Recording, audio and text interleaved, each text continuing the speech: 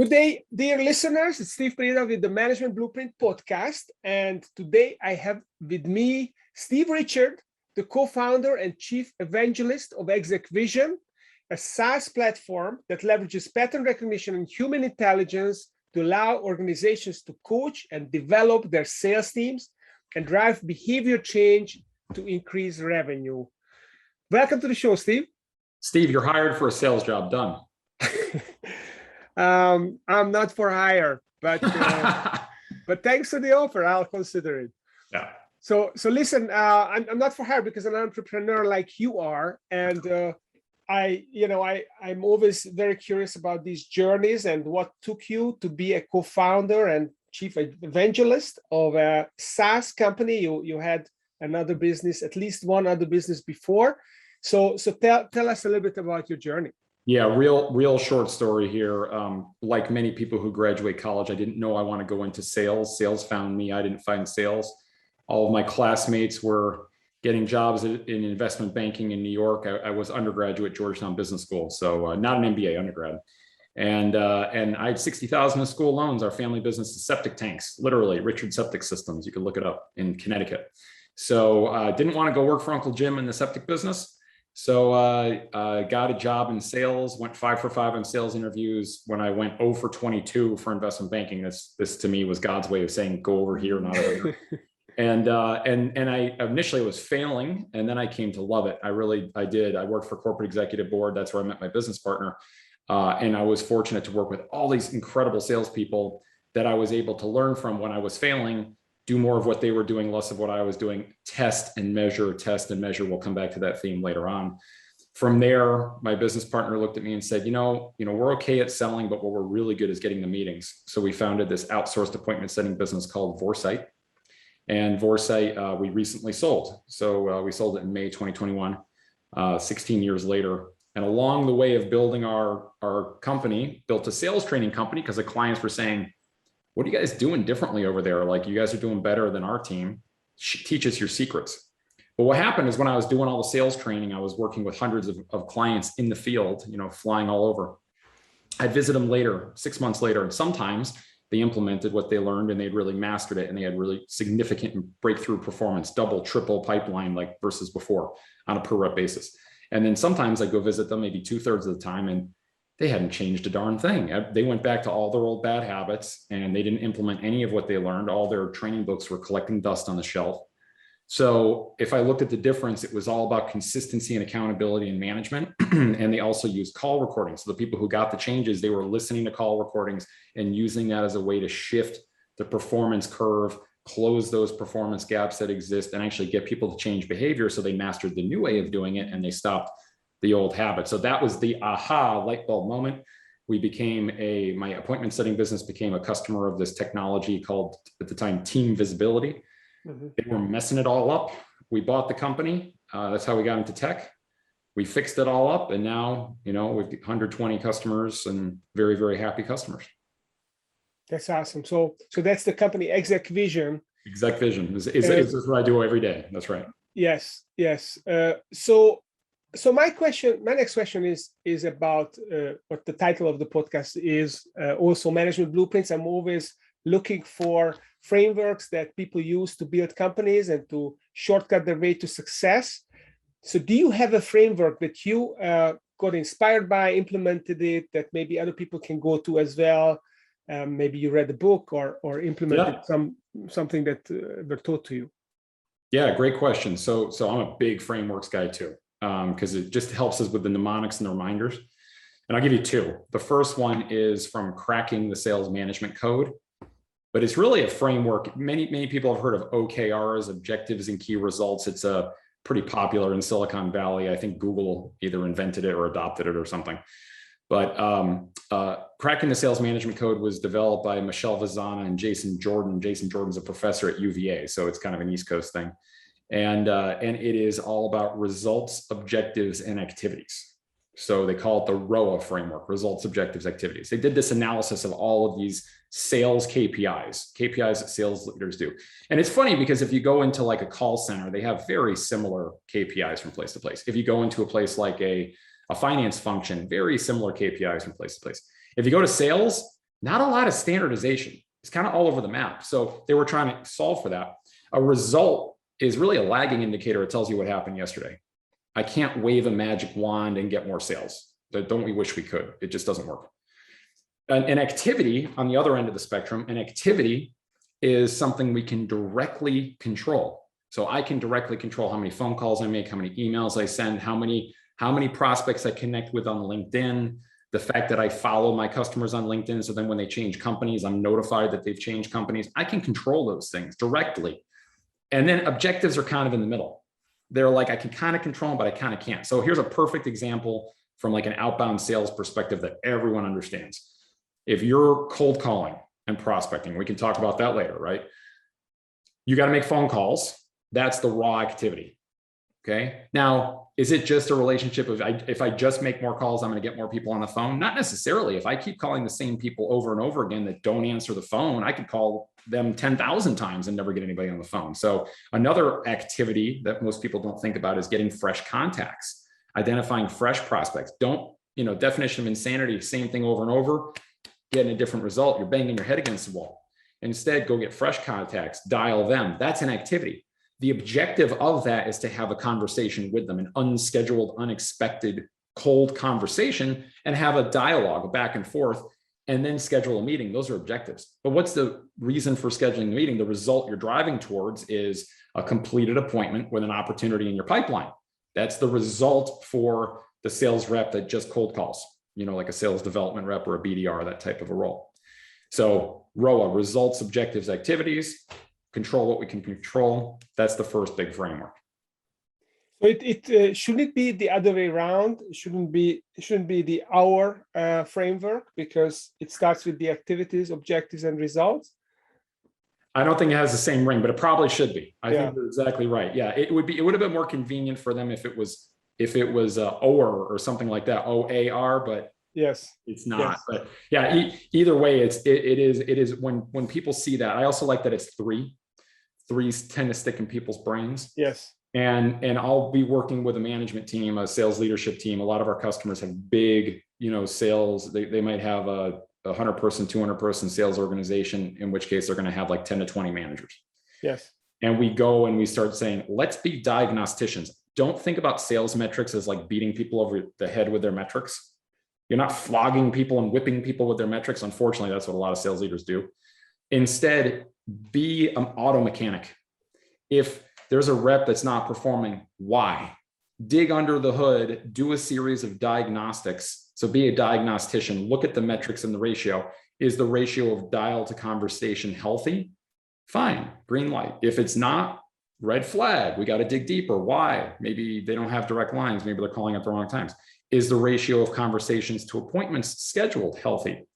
If it is, green light. If it's not, red flag. Maybe they don't know what the hell they're saying on the phone. They don't know the messaging. They don't know how to ask the right questions. They're not calling the right personas in the first place. So the recommendations that you're going to make as a sales leader, how are you going to get that salesperson to recognize their performance gaps and change, is going to depend on their ability to interpret the metrics in the ROA framework.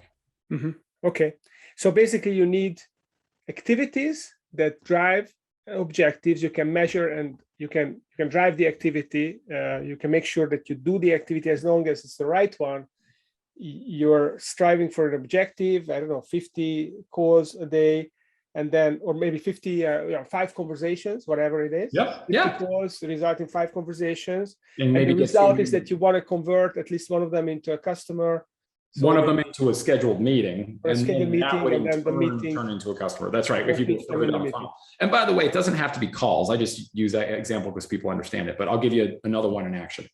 A lot of our customers will. The first time they actually talk to the prospect is on a scheduled call. It's expected. It's on Zoom or Teams. But leading up to it, they'll use social selling. So the activity for them might be sending connection requests on LinkedIn. So step 1 is sending connection requests. Mm-hmm. And they know that 40% of those connection requests are accepted. By the way, that's a little hack. If you're going to send a connection request as a sales rep or as the founder of the company, always have the sales rep logged in as you as the founder of the company, because founders will get more accepted connections. You're viewed as being more trustworthy. So you get accepted connections. Why do you get accepted connections? Because then you can send a message. Now, the next move you want to do is maybe you send content or you send an offer as a direct message to try to get that conversation started, get a reply. And then finally try to get the appointment and then move that to Microsoft Teams, Zoom, Google Meet, one of the online, or maybe you're still meeting in person, which is hunky-dory as well. But you see, there you go. There is the activity, objectives, results, same framework, totally different social selling versus calling. Yeah, I love it. Okay, so let's dive into it in a minute. So just want to wrap this up. So this is kind of the OKRs approach for sales. OKRs is objectives and key results.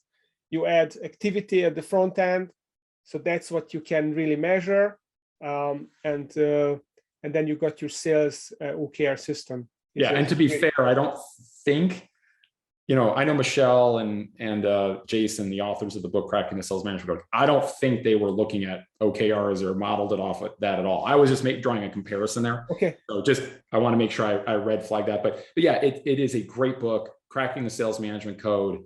You'll pick it up after about a third of the book. You really don't have to read it all the way through. And then when you actually apply it day in and day out, it starts to make sense. Because the reality is most sales leaders, what do? They manage the pipeline. Mm-hmm. And then they manage the closed deals. Well, that's all hunky-dory, but that's all telling you what happened yesterday.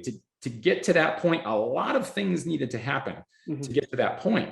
So if you miss your revenue number and you're looking at it retroactively, all they say is we didn't have enough pipeline. Well, that's fine. You didn't have enough pipeline, but why? What could you do differently in the future moving forward so you do have enough pipeline? And that's where metrics like identifying new contacts and adding those new contacts to your CRM, mm-hmm. Steve, is so important. And a lot of companies don't think like that. You know what I mean? They don't actually measure that. They don't make it part of their mantra that every day you're going to find 5 new contacts with direct lines and email addresses and cell phone numbers, and you're going to put them in your CRM. But that's the lifeblood of new business generation. You know what I mean? Oh, by the way, it's also the lifeblood. If you got a big customer and you only work with one business unit over here, and you're trying to expand that relationship and upsell and cross-sell, guess what? You need to generate more relationships with more people that you don't know in different business units, which means you still need to be adding. So our customer success team is also tasked with creating new contacts in the CRM, people that we don't know up until this point at existing customers. So that's the kind of I love that book because it got me thinking about things like that in a different way. Yeah. Yeah. You have to think about where your next meal is coming from, right? And the one after that. So you have to feed the hopper, even if you're not even going to call these people, but you have to feed the process so that you will have people to call. That's a really important lesson. I don't think that's obvious to most people. I haven't thought of it this way. And actually, Steve, something to add on that too for the marketers out there, because I know a lot of the founders are more marketing minded. I call it outbound in. So what happens a lot of times is you'll have a sales rep that finds a new contact and they pursue them for an appointment. They don't get the meeting, but then 6 months later, that same prospect converts as a lead on the website because they've been getting the marketing information along the way. So that doesn't happen unless you do the contact that I say. So I call that outbound to drive inbound. Yeah, got it. Okay, so let's switch gears here a little bit and talk about this whole topic of cold calling. I mean, for years I've been hearing that cold calling is dead, and in fact, the only people that call me these days are robots. Sales robots for the most part. And, I tend not to pick things up. If I hear a gap between, I pick up and they talk, I know that it's kind of a scheduling system that they use and they don't know me and I just hang up. So how does that even work? Does even cold calling work in the 2020s? Yeah, let's talk about that for a second. So first of all, my experience and expertise is more around B2B, but if you're doing B2C and it's a considered purchase, if it's an expensive thing, I think that the same rules apply. If your intent is to do B2C for very low-end transactional sort of stuff, then I would probably agree it's dead. You know what I mean? And in the way that you can generate leads on the internet is just too inexpensive, your cost of lead generated. So don't think that I'm one of these myopic people that's just like, I'm only going to talk about cold calling, because it's not the case. In many cases, cold calling is not appropriate. It depends on what you sell and who you sell to. There are certain marketplaces and certain types of executives in B2B that they just don't answer their phone. So you can call all you want. Marketers, in particular, social media marketers, content marketers are notorious for this, Steve. They just don't answer their phone. So it's like use a fishing metaphor. You know, if you're going to go fishing, you have to go to where the fish are. You know, there's freshwater fish in lakes and streams and ponds, and then there are saltwater fish in the ocean. And then you have to go to the right place within that. You know, in the ocean, 95% of the ocean has, or like 99% has no fish. You got to go to the fishing banks, the very specific places where fish congregate. And then you have to have the right lure, and you have to have the right, you know, approach to be able to catch that particular type of fish. So if you're going after, VPs of social media at big B2C brands, we've done a lot of experiments with my old outsourcing business that we sold, Vorsight. Cold calling your way into those meetings is probably not the best bet. You know, you got to engage with them on social. That's where they hang out. That's how they operate. That's how they think. And they're also so hardened in many cases, like cold calling is dead and they're hardened on it, that like it's a lost cause. But if you're going after HR executives, or believe it or not, GCs, lawyers, if you're going after supply chain, procurement, logistics, if you're going after sales leaders, they answer their phone. You know, finance people, they answer their phone. So it just depends. It depends on the situation. Interesting. And I'll give you data. So I don't like to, you know, just spout this stuff off, you know, without anything backing it up. I'm looking at the numbers. When we sold Vorsight, I pulled numbers of all of the meetings we've ever scheduled. So get ready for this. 75% of every meeting that Vorsight, the outsourcing business, ever scheduled that occurred, that we're talking 36,341 meetings. Those are all director, VP, and C levels. 36,341. So 75% were as a result of a cold call. 16% or 7,831 were an email. 37 were the combination of the email and the call. What we talk about there is basically you call them, they say, send me an email, you send the email, call them later, get the meeting. And then finally, only 2%, 1,066 were callbacks. Anybody who's saying cold calling is dead, that's 16 years worth of data. You're crazy. Now, is cold calling dead based on what you sell and who you sell to? It very well might be. And the only way to ultimately answer that question, going back to my history at corporate executive board, where I was going to get fired in my first job out of college. I was going to get fired. And I started testing and measuring what works. You got to do that for your own business. And you can't sit there and go, well, cold calling's dead because I think so. I feel like that's what it is. I don't like getting cold calls myself. That's confirmation bias. That's, you got to be smarter than that. Instead, what do you have to do? Test it. Go get a big enough sample size, thousands or tens of thousands of calls. See what your dial to connect ratio looks like. See when you get them on the phone, if you can get appointments. If you've got healthy numbers, it actually might be a lower cost of sale than other channels like marketing. Yeah. So the statistic that you quoted is when you sold Vorsight, which was what, 3-4 years ago, and then 3 months ago. Oh, it just happened. Yep. So that's through May of 2021. Okay. And but what was the time period? It was like 10 years or 15 16, years? A little less than 16. It was like, because we didn't have Salesforce in the beginning, let's call it 15 years of data. 15 years. So maybe the average time of that is early 10,010s. So a lot of things have changed since. So what are the alternatives to cold calling? Let's talk about this. That's a great question. Let's talk about the division of the message and the medium of delivery, the media that's used for delivering. And Steve, I don't know what it is, but people get all wrapped around the axle and obsessed with the medium of delivery. They never ask me about the message. They always ask me about, hey, Steve, do you know how there are these new things where you can send these videos? You can get a video of yourself. It's like, it's called, there's BombBomb and stuff. BombBomb, Vidyard, Drift has one, and you send a pre-recorded message. I call it a video prospecting message, asynchronous. And they're like, Steve, what about that? Well, we tested those and we didn't have any lift. It actually, to the contrary, we had worse conversion rates in the same exact message delivered over email. We tried to keep the message constant. We try to keep the variables constant. But the last time we tested it, to be fair, was 2017. So I'm trying to get a company to retest it now. So if anybody's interested in doing that, contact me. BombBomb's even offered, because they want to do the same. They've offered for free, to do this. Also, one of our customers is called Kaltura with a K. They've offered to do an experiment like this as well.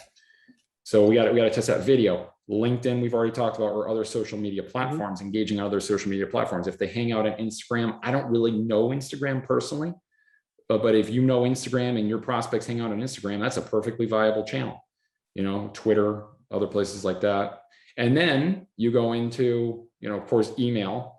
And then you got different choices to make. Are you going to use cadence or sequence emails, which you can customize a little before you send them out, but they're generally more generic? Mm-hmm. And can you get away with it? If you have a very large addressable market, let's say you sell to Main Street USA businesses like hair salons. In this country, there are hundreds of thousands of hair salons.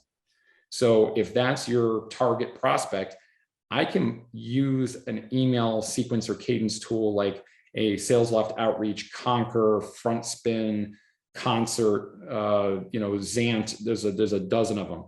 I can use one of those, and I can probably, if I consistently send out 100 emails a week, I'm consistently going to get about 3 or 4 appointments from that per week. That works perfectly fine. But if you're going after, like I was talking to someone this week, and they said we're only targeting the senior most person in the real estate department in Fortune 1000 companies, which means there's only 1,000 potential prospects today for his business. And he's like, what do you think of sending out generic cadence emails and blasting it? I'm like, I think that's a terrible idea, because you're going to burn through your market really fast. You have to be very, very thoughtful. You have to craft very good messages. You have to research the contacts, research the companies, know something about them. We call it 3x3 research. Find 3 points on the company and contact in 3 minutes. And by the way, you can use Google for free to do this. Most people don't realize Google, you can change the time parameters. If you go to tools, and you can change your time parameters, so you can search for someone using quotation marks, which is Boolean search, and the company name, and then change the time parameters and get recent stuff. So it all depends. So what's the 3x3? What's the 3x3 method? 3x3, find 3 points on the company and or contact in 3 minutes. What do I mean by 3 points? Contextual information. Mm-hmm. Something as simple as they have a new product launch in their company. There's some news or some press on their company. They have executive changes. They got a new CEO. They've got funding. So those are all business level ones. Mm-hmm. Or it could be individual ones. Your prospect wrote a blog. Your prospect shared content on LinkedIn. Your prospect changed jobs and they used to work at one of your customers. So you can say, hey, Steve, I saw you used to work at company XYZ. Do you know Fred over there? They're actually one of our customers. You might not even know it. Those kinds of things. Or here's another great one that no one does. This is amazing to me that no one does, and I'll give you the data. Leverage second-degree connections. So if you know someone that knows the prospect, you're 568% more likely to get the meeting than if you don't.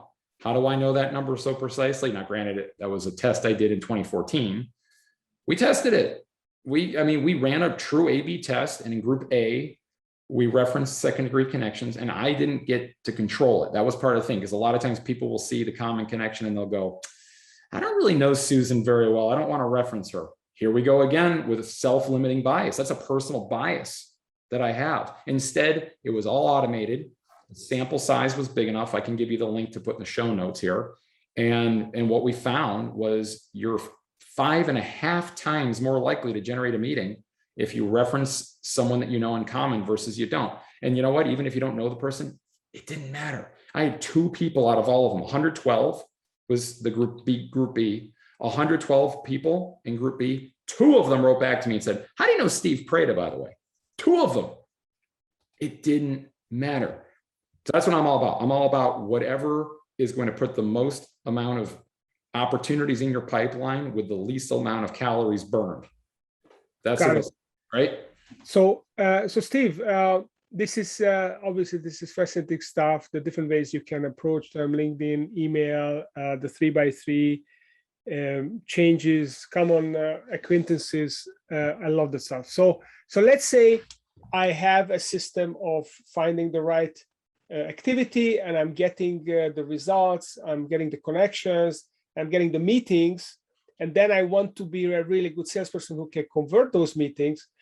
So this is where ExecVision comes in, right? And you talk about pattern recognition and human intelligence as the 2 kind of stepping stones to improving the performance of the salespeople. So what does this mean? Yeah, and to clarify something too, it's also if it's the unscheduled, unexpected call, that works too, or the scheduled, expected call by the prospect. So ExecVision, it doesn't matter what the sales motion is. Actually, Steve, this is interesting. We've got customers that they their marketing team drives inbound phone calls. So they're in more of like a call center kind of environment, and they sit on a call queue. So the salespeople sit on a call queue, and then all of a sudden, boom, their screen pops and they're talking to someone, and that person called them. So it really doesn't matter the sales motion or rhythm. Again, I can put a link for there. But let's talk about pattern recognition.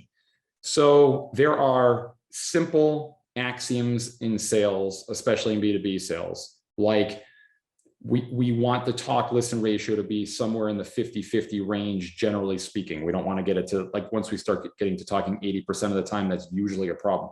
Depends on the call type, but that's generally true. Or things like, of course, asking questions and more open-ended questions is good. Things like how we represent our company and our value proposition. And are we doing our messaging and value proposition in a crisp, coherent way? Are our salespeople even talking about all of our products, or asking questions that lead the buyer to our products? So for example, Steve, we've got a bunch of customers that, their salespeople, when we started working with them, were selling their flagships, brand customers that you would know the brands instantly, but they don't sell products, 3, 4, 5, 6, 7. And those are the products that have the high margins. So what they're trying to do is they're trying to say, hey, sales team, you're really good at selling the stuff that everyone knows about.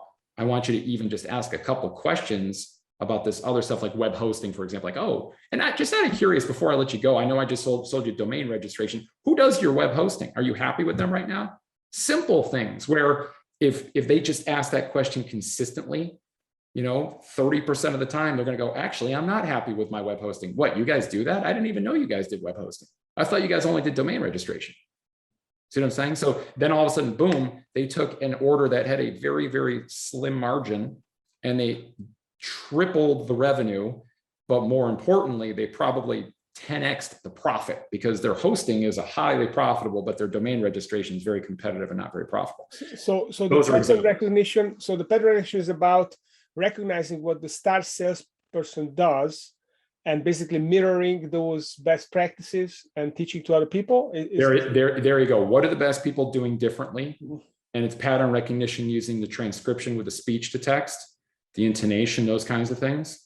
And the talk listen ratio, the amount of back and forth that happens in the conversation, which we call the interchanges per minute. And then based on seeing that these are what the best salespeople are doing differently. Now the problem is, Steve, this is actually the bigger problem. The pattern recognition actually is the easier part these days. There are other people who do that too. What's the hard part is, how do I get the human beings to then change behavior? That is training, that is coaching, and it's having a coaching culture that's embedded, ingrained in the organization. That's why our customers have been buying a lot more, and we've had negative churn the last 2 quarters, because they are just like, we know where the reps are struggling. Now, how do I systematically over a period of time change behavior? Because the reality is, if you give a salesperson a piece of feedback, do they implement it right away? No. So how do you create that culture? How do you change the behavior? You have to have a series of coaching meetings over a period of time, and you have to have a way of tracking and managing it and keeping it all in one place. You have to. There's no other way to do it. Another big secret, and I actually learned this from one of our customers, is get the reps involved in their own development. So there is the old adage, you've probably heard it, people value more what they conclude for themselves than what they're told. I learned that from my mentor, Tom Snyder, although I'm sure he learned it from someone else. People value more what they conclude for themselves than what they're told. Makes sense, right? Like if your wife tells you to do something, it might sink in, it might not. But if you say, geez, I got to go change that light bulb right now, like you're going to do it because you concluded it for yourself. So how is that relevant to this? Well, if we can get the rep to be self-aware of their own performance gaps and self-aware of the behavior changes that they want to make, the likelihood, the probability of them actually making those changes is way higher than if you tell them, oh, by the way, you're not asking enough questions about our other products, or, oh, by the way, that one objection that you keep getting, you're not overcoming it well, you should do it like this instead. They're not going to change. Ideally, you're the guy that's facilitating this process. There's another great framework. I'll give you another framework, the coaching framework. And this comes from professional ski instructors. And I love this. Okay. It's called observe, describe, prescribe. I learned it from a guy who goes by Keenan. He's one of these sales kind of thought leaders, sales gurus who just decided to go by one name. So Keenan, a good friend of mine, a really good skier, mogul skier in Colorado, and a professional ski instructor. And he and I went out skiing, and I'm a good skier, not as good as this guy. At the bottom of the mogul field, I get kicked out. I kind of can do like 10 moguls, and then boom, I get bucked out of it. And he pulls me over and he goes, "Hey, Richards." He calls me Richards with an S. I got no S. "Richards, I got to tell you something." He goes, "Do you want to hear what you're doing?" And that was the key to starting the coaching conversation. Do you want to hear what you're doing? Right? So if he pulled me in and said, "Here's what's going on, blah, blah, blah, blah, blah, blah, blah, blah, blah," it's going to be Charlie Brown's parents. I'm not going to listen. It's going to go in one ear and out the other. And I'm going to go up there and I'm going to do the same mistakes I'm doing again. But instead he goes, "Do you want to know what you're doing?" That's a compelling question. I'm like, "Yeah, I do." And he said, "What's happening is your arms are here by your sides. And when you hit the mogul at this point, it's bucking you up, whereas it doesn't feel like you're rolling over it. And sooner or later, you get kicked in the back of in your heels of your skis. You start sitting down on the heels of your skis, and your weight goes there, and you feel nervous, and you ski out of the field." And I went, "You're right." So what did he do? He didn't tell me what I didn't do. He didn't say, "Oh, you're not doing this with your hands. You're not doing that. You're not." He told me what I did do. And then he explained the impact of what I did. He observed. He didn't judge. He's not Simon Cowell on American Idol. That's not your job as a CEO, an entrepreneur with a sales team. He simply described what he saw. He got my permission. "Do you want to know what you did?" I said, "Yes." He described what he saw me do. He asked me about the impact, and that's why you feel like you get kicked out of the moguls, right? I'm like, "Yeah, you're right. That's the impact." And then he said, "Here's what I want to do instead. Here's what I want you to try." He then prescribed the way forward, which was stick your arms out as far as you can and ski down the moguls like you're in a 70s ski video. And I did it. We rode the lift up. I did it. I went down the whole thing. That one coaching session that took 90 seconds has changed my life and ability to wait. Yeah, I like that. I like that he asked the question, and then when you gave him the permission, your attention, then he described what you were doing, not what you should have been doing, because the brain doesn't hear, "You don't do that." You just hear, "Okay, that," and then you just ingrain it even more, and then prescribe is give you the instruction. So that's fascinating stuff. So Steve, if people would like to learn more, I mean, you sent me a link about the coaching videos, which is super cool. I want to check out more of them. I just listened to half of one of them, but there's a bunch of them about showing people how you coach them on a call, a video call. It's very good stuff, and it's kind of, I was impressed that you don't even take my information and just give me the access. So that was very cool. So if someone would like to access that and would like to perhaps reach out to you to have questions or want to engage with you, where should they go? Yeah, no, thank you. The best is connect with me on LinkedIn, Steve, last name Richard. They have recently changed my profile to an influencer, though, an honor. It's a little bit of an annoyance. To connect with me, you have to hit the 3 dots on the right and then send a connection request, and I'll accept it. And I put these free tips of the day on LinkedIn. Every day I do a tip, usually a sales tip. And there's a whole history of those, and they're all completely free, no gate, no form, nothing. And then as well, Call Camp, which is what you're referencing. So Call Camp is, I did a webinar series several years ago. I think we did about 35 episodes where we broke down real sales calls for what works and what doesn't, and all sorts of calls, discovery calls, demos, closing calls, cold calls, warm calls, you name it, any flavor customer success calls that you can imagine. And we have a expert analysis of each individual call, kind of like they break down football plays on ESPN in the old Gruden quarterback camp before John Gruden was the coach of the Las Vegas Raiders. So yeah, that's definitely worth checking out and studying. It's free stuff, and it's very informative. So Steve, thank you for coming on the show and sharing your goodies. I think some people will have to slow down the recording because you're talking 200 miles an hour. And, I had my first experience last week. There was an IP attorney who made a video recording, and I actually had, normally I speed it up when I listen to audiobooks, but now I had to slow down to 0.75 so I could actually follow him. And that may happen with this video as well. So thanks for coming, and great information. And for you listeners, if you enjoyed the show, the chat with Steve, then please don't forget to go on Apple Podcast and rate and review the show, subscribe on YouTube, and stay tuned for next week because I'll have another exciting entrepreneur coming on the show. Thank you, Steve. He'll talk slower, Steve. Thank you. Take care.